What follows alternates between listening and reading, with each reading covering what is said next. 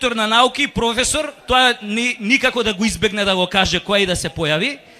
И он последно што докажал дека овие кученца ако се раѓаат, сите се СДСМовци. Ама на 40 дена прогледуваат и стануеле ВМРО-овци. Еј, али шо ми се деси пред 3 недели, луѓе? Абе лудило. Пуштам телевизија и слушам: Људи, вратија се Јохан. И јај што се врати човеков. Беше крив, не е битно. Важно се врати, нели, за негови арно се. Али луѓе, овие репортери бе на вести бе. Овие на телевизија бе, тој на Канал 5 бе, луѓе. Знаете ли како го најави доаѓањето негово бе? Нели се симиња авионов на аеродромов и овој репортеров. Еве го. Вратата се отвора. Ветре развигорче пирка. Срцата ни подскокнуваат од радост. Некои од нас добиваат блага аритмија. Устите се сушат. Разуздани млади хостеси прават пируети со леден чај во енцерите. Туку што една ластовичка се посра на мојот камерман. Еве го. Се појавува тази избриченото светло лице на нашиот Јохан. Слегува скала по скала. Конечно, стапнува на тлото на Александар Велики.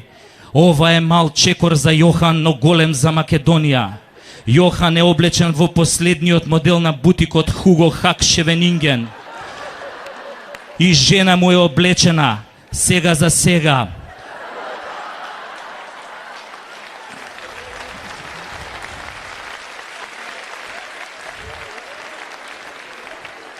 Гледам турканица кој да му го врачи свежото пролетно цвеќе.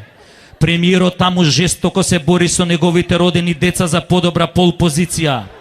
Но неговите деца излегуваат по курнас, зашо премиерот имаше проблем со пневматиците и мораше во пит стопот. Се вртат прасиња наоколу. Некои се вртат на ражен, а некои околу мајка им. Луѓето пијат и јадат како дупнати. Некои пијат од сабајле. Се поганат во гаќи и повраќаат. Колку убав ден, колку голем ден, колку среќен ден, ама наскоро ќе се стемни, но само надвор, длабоко во нас ние продолжуваме да ја следиме светлината. Јас сум вашиот репортер Миомир Серафиновиќ, во живо од аеродромот Александар Велики од Канал 5 телевизија.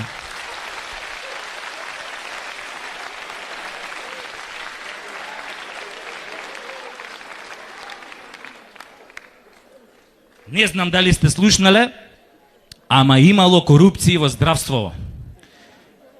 Не знам за вас, моите деца изгледа слушнале. Синов и вика на керката: дадо, ајде да си играме, ја ќе бидам доктор, ти пациент, ја ќе те лечам. И оваа керка ми му вика: ајде бе бато, а овој вика: дај прво 50 евра. И не знам дали знаете, она пред година дена го истакнав статусот на Facebook и луѓе, мислам, 3000 лајка добив. А уствари приказнава е вистината. Мој пријател отиде на операција. И влегол анестезиологов и го прашал, му рекол, вика: господине, вика, сакате од оваа поевтинава анестезија што ја покрива фондов или оваа поскапава, или од джеб што е овај? И овој му рекол: пријателов, па анестезија, дај ми оваа што ја покрива фондов.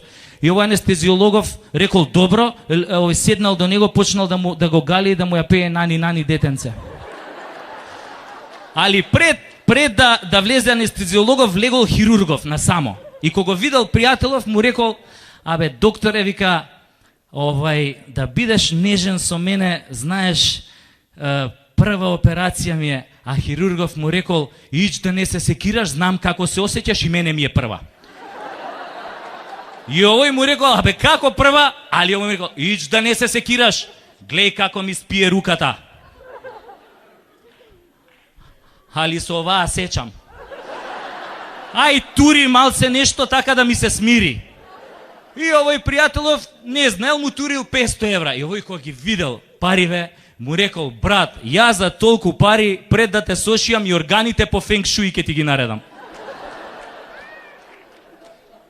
А овој еден комши имам Фадил, го запиша овој син му на медицински факултет, и овој син му анатомија никако да положи, И овој професоров му рекол на син му, и да ми го викнеш татко ти. И отишол Фадил и му рекол, слушај професора, јас знам зашто си ме викал, јас знам да мој син е неки Ајнштајн. Але вика, ако може да му туриш една шеска да не изгуби годината, хеј.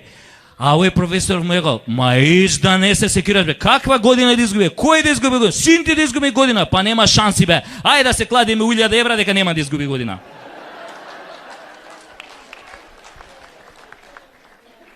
Ова стварно со здравство, викам, со ова ше плаќање во пучинок, бе. Многу тоа е многу ризична работа за пациенти, бе, стварно е. Ја овој матичниот доктор ми вика, слушај Саша, сега јако сум ти доктор, немој да ти падне на памет да ми умреш. Зашо така ако ми умираат сите пациенти ќе останам без плата. И не дај Боже да легнеш да земе да те прегледува. Те прегледува нака, вика, па супер си, добар, и ова е добро, и срце, и бели добро, и ова е добро, и ти стануеш, ако е добро, стануеш да се облечеш да си, абе, полежи уште малце да ти најдам нешто, билки ќе ти најдам. Значи, ова со јавново здравство, што го донесува на таа гранка, само го кренава приватново. Јавново го ништуваат за приватново да го кренат. Па тоа не се издржи у приватниве клиники, бе. Ја кога бев у тоа Филип II нешто да ми прегледаат срце и сега ме прегледувам и вика, све е супер, само гледај, избегнувај стресуј, лабај се. Како бе да се олабаиш кој ќе отидеш на шалтер, бе, луѓе, кој ќе ти кажат 3500 денари сметката, бе, за преглед, бе. Одма инфаркт те удира, бе. Или баба ми била на приватник и прегледуеле очите пошто матно гледа и кога после ја покажале сметката, нагло и светнало све. Таква е, драги мои, ситуацијата кај нас.